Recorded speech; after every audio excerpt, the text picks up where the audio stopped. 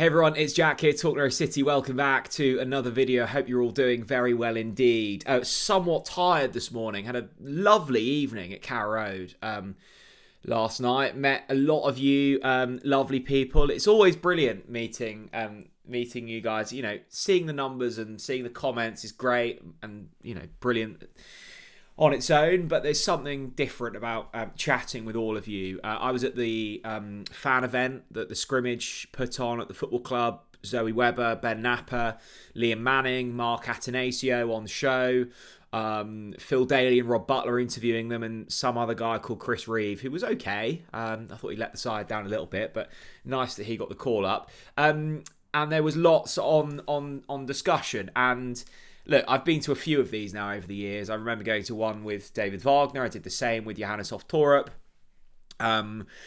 Obviously, various people around the head coaches at the time. And you always get excited in pre-season. It's an exciting time in the season because, as I've said so many times, you're layering on optimism and there's nothing to really chip away at it. But this season feels different. I had some kind of overriding thoughts from that evening. I thought that this is the first, pre-season that we've been able to go out with deep pockets, and you get the sense that those pockets of the Atanasios are pretty deep. And that was really nice. And look, Mark Atanasio isn't scared to spend in order to achieve the targets. And the targets are pretty clear. That's promotion. And that's not just top 6. They want to get top 2. If it doesn't happen this season, then definitely next season. There's no if, buts and maybes around what they want to achieve. And I know there was maybe under Johannes Torup. They didn't feel that was the case, but the head coach did. Look, Liam Manning knows what he needs to do. And they won't kind of allow things to fall short of that. I think they think it's going to be tough to keep Josh Sargent. That's pretty obvious. It's certainly still not an absolute given that he leaves the football club, but you get the sense that they're not going to stop him if the right kind of price comes in. But that's the key thing, the right price. And Burnley nor Wolfsburg nor no one else has stumped up the money that Norwich deemed fit as of yet. And the other one was just how impressive Ben Napper comes across. He is a very driven, very likeable, quite amusing chap actually, and I think him and Manning working alongside Zoe Webber and Mark Atanasio should hopefully be a really strong quartet, whatever they want to call themselves. I think they're going to be really strong this season. It was a great evening. And, saw the Pinkham boys, saw the Radio Norfolk guys, just a really lovely gathering of good humans talking about good things at the football club. One of which was this chap, Mirko Topić. I did have a word with Ben and said, Ben, you need to start signing players that I can pronounce the names of because I'm struggling a bit and I record these early in the morning and I get a bit tongue twisted, so can you just sign an Alan Smith or something? That would be great. Mirko Topić, the latest to be linked with Norwich City. Now, this is interesting. We put out a video on the channel yesterday talking about Josh Sargent. Obviously, the latest news on that. Nothing's really changed on that. We talked about Pape Diallo. Norwich remain confident in the signature of him. We talked about... who else did we talk about? We talked about Yang Hyun-jun. And then the fourth person we talked about was Pelle Mattsson. Now, he's a central defensive midfielder playing out in Denmark at the moment. He played against, I think it was St. Pauli in a pre-season game on Tuesday or Monday. And there were a couple of quotes from him after the game and, basically said he's ready for his next step, and that step looks to be England. For whatever reason, those discussions with Silkeborg and Norwich City have come to somewhat of a standstill at the moment, and that means that Norwich City need to weigh up other options in that area. Now, this is where Mirko Topić comes in. He is a 24-year-old Serbian international, 6'3", defensive midfielder, 6'3". He's a big lad. Came through the ranks at his home club in Serbia, made 100 appearances for them, and has most recently played in Portugal for Famalicão, playing 65 games there. He played 33 matches last season with a pretty good rating as well from the app that I use. This is one or the other. You're not going to get both Mattsson and Topić, nor do you need both of them. Norwich City are in the market for a defensive midfielder. Pelle Mattsson was the one that they identified first.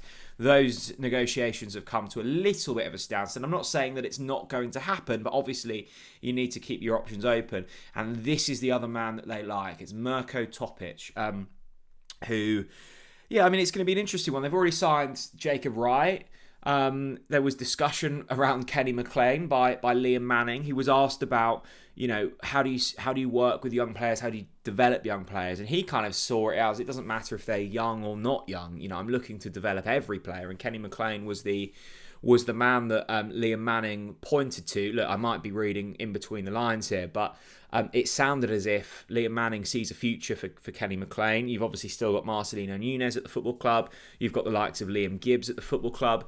But I think that Liam Manning sees not only the defensive area, and we've signed big there. Let's remind ourselves of who we have signed so far. And also a big thank you to all of your love for our new funky graphics. I am aware that the Norwich City badge is the old design. That will be getting changed.